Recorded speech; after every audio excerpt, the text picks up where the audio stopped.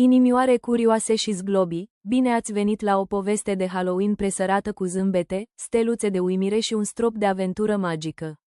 Poznele lui Milu de Halloween. Într-un mic orășel liniștit, unde copacii îmbrăcau straie portocalii, iar aerul mirosea a scorțișoară și mere coapte, se apropia o sărbătoare tare iubită, Halloween-ul.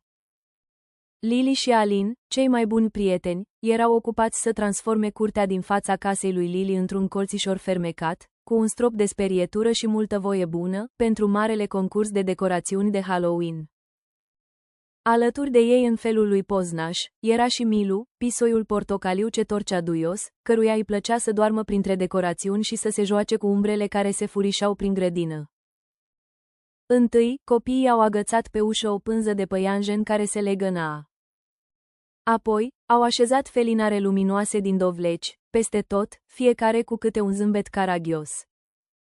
Și au făcut o fantomă dintr-un cearșaf alb, cu o pălărie veche și elegantă pe cap, care o făcea să pară tare mândră. Când a sosit seara cea mare, întregul oraș strălucea de bucurie. Felinar după felinar se aprindea pe verande, frunzele dansau prin aer ca niște panglici colorate, iar copiii costumați umpleau străzile cu râsete, cântece și strigăte vesele de "ne dați ori nu ne dați". Vrăjitoare în fuste sclipitoare se învârteau râzând, un dinozaur mic răcnea în glumă, clovni cu pantofi colorați săltau în pași jucăuși, iar un cățeluș tare mândru mergea serios costumat într-un hot dog. Lily și Alin s-au alăturat veseliei, cu costume pline de culoare și găletușe care se umpleau cu bomboane și zâmbete. Dar pe măsură ce noaptea trecea, iar luna urca tot mai sus pe cer, copiii au simțit că lipsește ceva. Milu nu mai era cu ei. L-au căutat în spatele dovlecilor, după tufișuri, au cercetat fiecare colțișor, dar nu l-au găsit. Apoi, vântul s-a liniștit, stelele au început să pâlpâie ușor, iar veselia s-a oprit, doar pentru o clipă.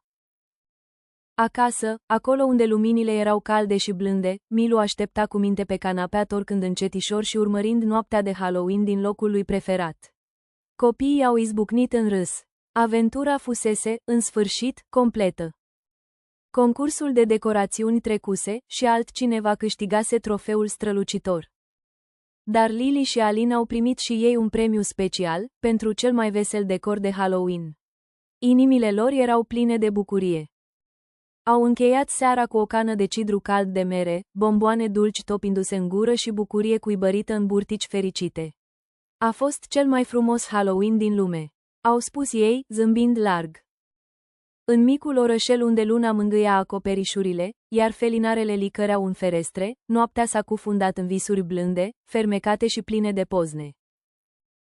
Mulțumim, mici visători, că ne-ați însoțit în această aventură de Halloween.